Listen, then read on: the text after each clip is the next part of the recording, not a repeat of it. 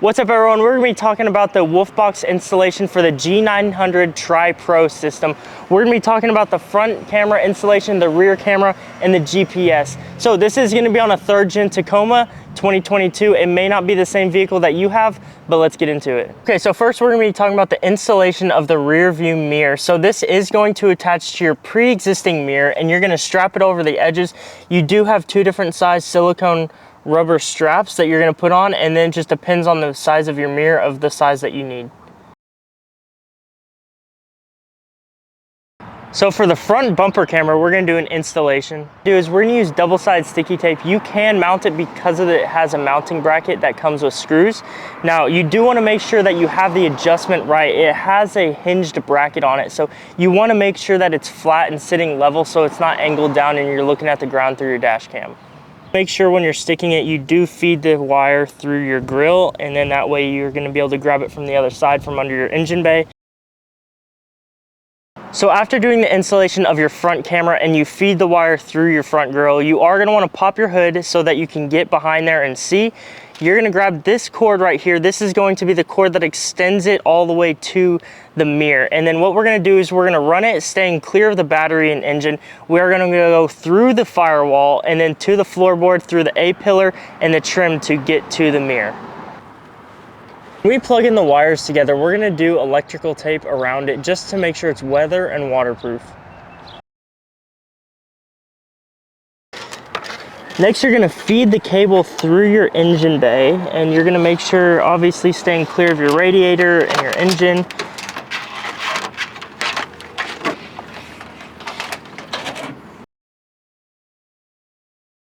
Next, we are going to go through the firewall, so you're going to take the end of your cord, make sure you feed it through, and then poke out through the other side on the floorboard. After pulling the wire through the firewall, I am going to plug it in. This is a personal preference, and I'm going to work backwards, tucking in all the cables so I have excess at the bottom. This one, use your pry bar because it is going to be a lot easier getting up under your trim, and then just feed the wire through. All right, so once I've made it this far, I am going to take it down the A-pillar and then into the side paneling to make it to the floorboard.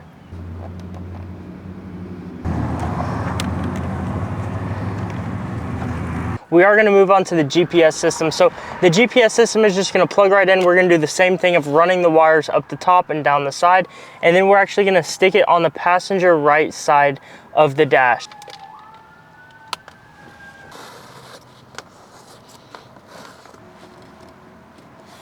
Next, we are moving to the rear camera. So what we're going to be doing is we're going to be replacing this bracket with the license plate bracket given in the box. So we are going to take these license plates off, and then we are going to switch the bracket over to this one and then mount it back on.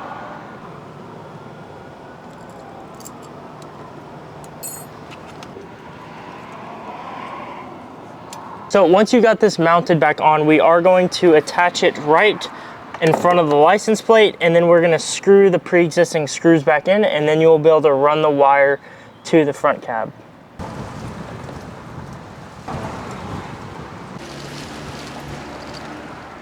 All right, so when you're doing the underside, you are going to want to plug it in right here, and then once you plug them in, you're going to run the wires, and then we're going to tap into the reverse light in your tail light, and then the rest of this wire we're going to run down the frame, up through the cab floor, and we're going to be coming out of the carpet and then run it through the B pillar, across the top of the trim to the A pillar, and then finally to the camera. All right, so the next part of the installation for the rear camera, we did feed the wire through back behind the license plate. We are going to tap in with this part, and we do have a splitter that's going to take it to a power cable. So the power cable we do have to run to our taillights. So whenever you put the car in reverse, it is going to give it power so that we are able to see out the back. We are going to pull this out, and then we're going to split the wires. We will show you, and we're going to cut back the insulation and tie this red wire in to the pre-existing power cable for the taillights.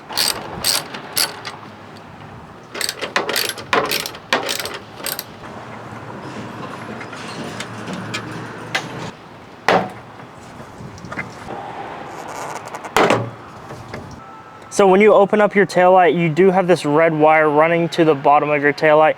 This is going to be the wire that you are going to splice into. You're going to want to cut back some of this insulation so that you are able to expose some of the wire, and then you could tie them in together. Okay, so for demonstration purposes, when you take this wire, this is going to be your pre-existing wire that runs all the way to the front of your car, all the way back to your taillight. So once you cut it, you are going to want to strip them like this, and you're going to want to fan them out. So you're going to take the wire that's coming from your dash cam camera, and what you're going to do is you're going to fan them out, and you're going to simply just twist them together.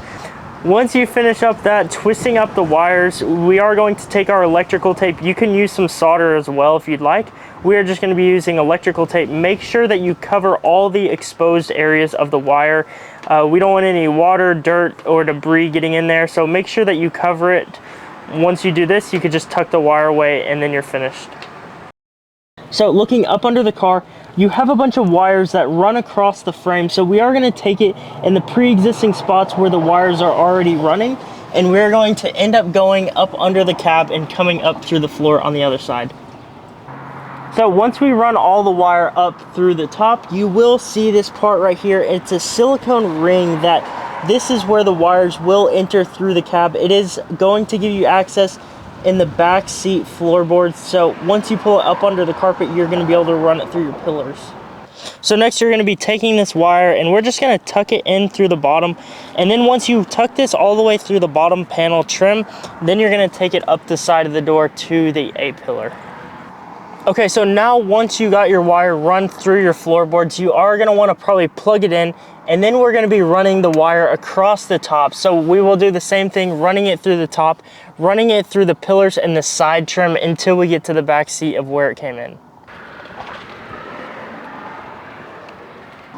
Okay, so for the last part of the installation, we need to get power to this mirror. So you have a couple options here. So what you can do is you can take the part that they gave you in the box and you can do it to the DC power of the cigarette port. Another option you could be doing is running the wire straight to your battery in the positive and negative terminals. When installing the hardwiring kit, you want to make sure that you attach this black wire to ground. So this is the bolt that we use that's right next to your car battery. Installing your hardwiring kit, after you attach this ground wire, you're going to be feeding all three of these wires right here through the same part in the firewall that you ran earlier. This yellow and red wire will split off into your fuses near your floorboard. When you're getting ready to tap into your fuse, what you're going to be doing is this red wire is your accessory, and this yellow wire is your B+. This is going to be your constant power. You want to find a part of your fuses that constantly has 12 to 30 volts. You can test this by multimeter, and you could also look at your owner's manual in your fuse box and figure out what fits best for this B+. Your accessory is only going to be powered on when your car is turned on. So once you get those pieces, you're just going to push these connections together, and then you're ready to tap this into the fuse. If you're looking for your fuse, it's going to be under your driver's side floorboard with the fuse diagram already on it. So if you want to find the ones with constant power or accessory, you can take a multimeter to make sure there's constant power to some of these fuses when the car is not on.